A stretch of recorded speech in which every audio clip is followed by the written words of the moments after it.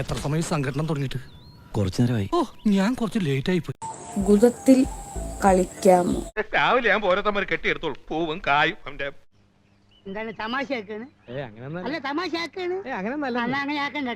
ഞാൻ മലയാളി. ഗുദത്തിൽ കളിക്കാവുന്ന മോനെ മോനെ അടിപൊളി.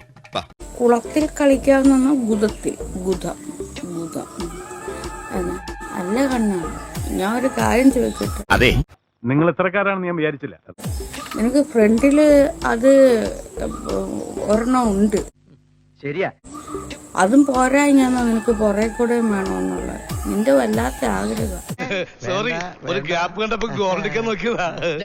കുഴപ്പമില്ല. ആ പെണ്ണ് സമ്മതിക്കുവാണെങ്കിൽ നിനക്ക് എവിടെ വേണമെങ്കിലും ചെയ്യാം. അങ്ങനെയാണെങ്കിൽ ആ സംശയം ഒന്ന് തീർക്കണമല്ലോ. ഇനി പെണ്ണായാലും ആണായാലും അതൊരു സമ്മതിക്കുവാണെങ്കിൽ എവിടെയായാലും നിനക്ക് കളിക്കാം കേട്ടോ. അത് ഞാൻ ഏറ്റു. ഇതൊക്കെ ഒരു അഡ്ജസ്റ്റ്മെന്റ് ആണെന്ന്. ലൂസാണ് ഫ്രണ്ട്. ഓ, ഇങ്ങനെ എന്തെങ്കിലുമൊക്കെ പറയുമ്പോഴേ എന്റെ മനസ്സിനൊരു സന്തോഷം ഉണ്ടാവുള്ളൂ. അവൻ ആളത്ര ശരിയാണെന്ന് എനിക്ക് തോന്നുന്നില്ല. മോനെ അത് ലൂസായതല്ല, അത് ഒരു പക്ഷെ ടൈറ്റ് ആയിരിക്കും. ടൈറ്റല്ല, അത് കൃത്യമായിട്ടുള്ള കാര്യമായിരിക്കും. കൃത്യമായിട്ടുള്ള ഓട്ടയായിരിക്കും മോൻ പറഞ്ഞത്.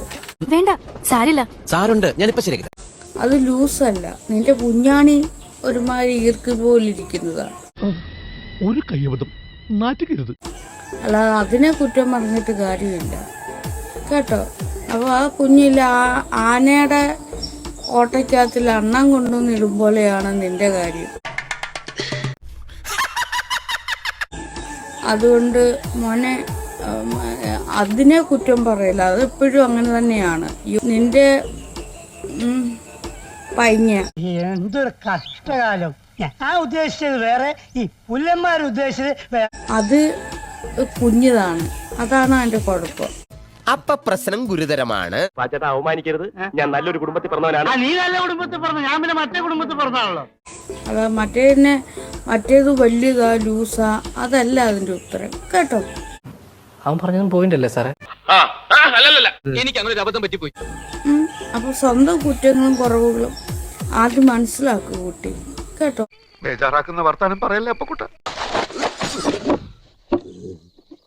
അതിന് വേണ്ട നന്നായിട്ട് ഭക്ഷണമൊക്കെ കഴിച്ച് നല്ല രീതിയിലൊക്കെ ഒന്ന് ആയി നല്ല ഇത്തിരി ശാരീരികമായിട്ടുള്ള പുഷ്ടിയൊക്കെ മോനാണ് വേണ്ടത് കേട്ടോ.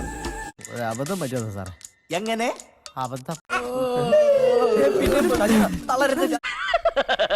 തൽക്കാലം ഇത്രയും മതി. വരട്ടെ.